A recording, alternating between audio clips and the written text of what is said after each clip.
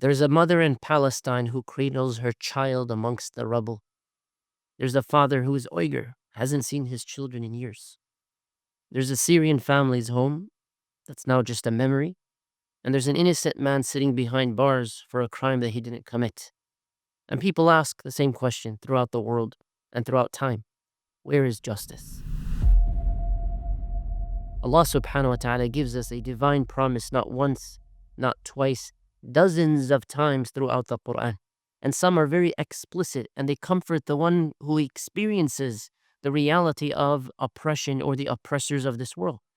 وَلَا تَحْسَبَنَّ اللَّهَ غَافِلًا عَمَّا يَعْمَلُ الظَّالِمُونَ إِنَّمَا يُؤَخِّرُهُمْ لِيَوْمٍ تَشْخَصُ فِيهِ الْأَبْصَارُ. Don't assume that Allah is unaware of what the oppressors do. He delays them until a day in which their eyes will stare in horror. This ayah, it's not just a verse and a sign. This is a promise that makes the tyrants and the oppressors tremble. Because picture this court. There are no corrupt judges, no paid witnesses, no intimidation, no false evidence, no expensive lawyers drowning out others, no political influence whatsoever. Just pure, absolute justice. And who is the judge? The King of all kings. What is the evidence? Every atom of deed is recorded. The witnesses, the earth itself will speak. The bodies will testify. The hands and the feet and the tongue will speak. And they will testify. And the angels that recorded. And the scripts that are there. And Allah subhanahu wa ta'ala, وَكَفَى بِاللَّهِ شَهِيدًا. And He's sufficient as a witness. When on that day, the innocent baby, the infant girl that was buried alive or buried under the rubble in Palestine is asked, for what crime was she killed? بِأَيِّ ذَنْبٍ قُتِلَتْ. Why was she killed? Every innocent child in Palestine, every starved baby anywhere in Africa, in Asia, and anywhere around the world, every lost soul in Syria or Yemen, they will have their say. You think of the many innocent people behind bars in Bangladesh, those who are oppressed in Kashmir, in India and Pakistan. There are different ways and different types of oppression that have affected many Muslims as well. Think of the young and the old. Think of every walk of life, every drop of innocent blood that the earth absorbed, and every secret crime that the earth witnessed, and every hidden grave that it holds. All of it will be revealed. And the body will testify as a witness. Every wound that is inflicted, every blow that is struck, every tear that is shed, all of it will be accounted for. That is the day in which there is no escape, and Allah's promise is always true. And Allah describes the oppressors in the Quran. Their eyes will be frozen, staring in terror, their heads raised in horror, their hearts empty of hope, knowing that now they will be exposed for all their sins and held accountable. There's no blinking, there's no turning away. There's no escape from what is true, not in the court of Allah subhanahu wa ta'ala.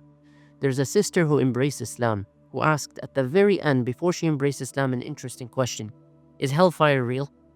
Or is it a metaphor in Islam? No, it's real. What's interesting about this, she took her shahada. We're trying to understand, why did you ask about hellfire being real? Sometimes people don't want to talk about hellfire. She said, I've seen so much abuse in this world, so much injustice. I can't imagine that there isn't a severe punishment for evil people in the next life.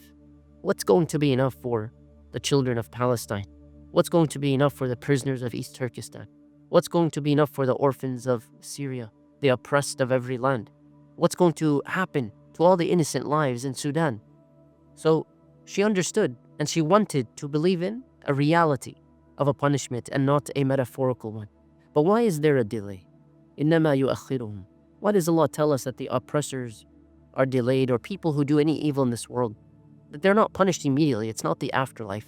There are a couple possible reasons. There are a few possible reasons. Number one, to give chance for tawbah, repentance. If somebody said something hurtful to you and they repented to Allah and asked you for forgiveness, or to let the truth become clear, or to build the case completely, or to increase the punishment of the evil person because they were given more time in this world, and of course, most importantly, to test our faith in the promise of Allah subhanahu wa ta'ala.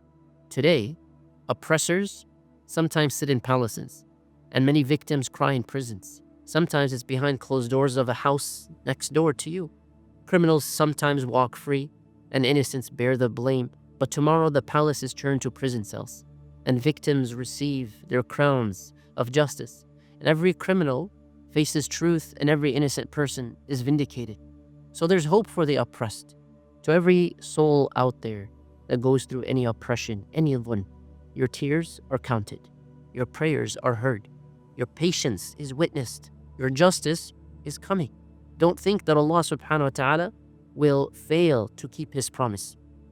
فَلَا تَحْسَبَنَّ اللَّهَ مُخْلِفَ وَعْدِهِ رُسُلَهُ. Don't assume that Allah will fail to keep His promise, especially the promises we know that are referenced with the prophets and the messengers. So for those facing oppression, do what you can. Maintain your dignity. Strive for justice, but trust in the promise of Allah subhanahu wa ta'ala. And for those around the world who witness oppression, whether in your city, in your house, or around the world, speak up. Support the oppressed. Strategize. Record what is true. Pray to Allah subhanahu wa ta'ala. Stand for justice and advocate. And for those with any kind of power, any kind of authority in this world, know that Allah will hold you accountable even if you're working for an Islamic organization, even if it's for a Muslim populated land. Use it justly. Help the weak. And fear the day in which you'll be standing before Allah. Remember the hisab, the accountability that you will face inevitably because of that small amount of power that you had for a very temporary time. That court of Allah, the powerful become powerless. The arrogant become humble. The oppressor is now trembling and the victim is now validated. So every hidden tear makes a difference. Every unspoken pain, every suppressed truth will have its moment. So remember this. To the oppressors, your time is borrowed. Your time is borrowed, not owned. Your power is temporary, not eternal. Your judgment is coming, it's not forgotten. And to the victims of oppression all around the world, may Allah protect you and grant you ease. Your patience and sabr is seen by Allah. Your struggle is known to Him. Your justice is coming, and your Lord has promised. So when the human courts fail and the earthly justice disappoints, turn to Allah subhanahu wa ta'ala's promise. His promise is always true. What aspect of justice on the Day of Judgment comforts you or motivates you the most? Share in the comments below to inspire others, and may Allah accept from you.